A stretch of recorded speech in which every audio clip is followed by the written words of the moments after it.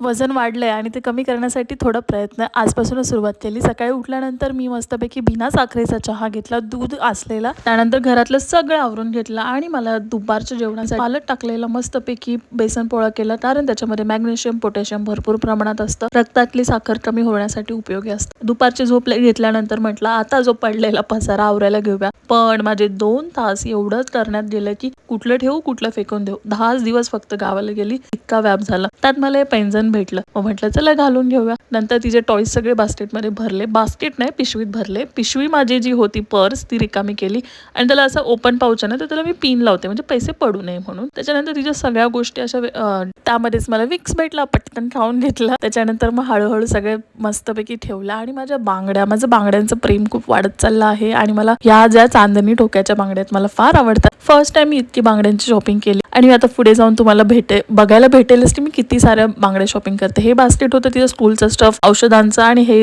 नीट करत होते मी. ही माझी शुगरची लिपस्टिक इथेच विसरली होती. आणि अशा प्रकारे होता व्हिडिओ. आवडला असेल तर नक्की लाईक करा आणि वेट लॉस जर्नीमध्ये मला साथ द्या. बघू माझं वेट किती प्रमाणात लवकर कमी करते मी.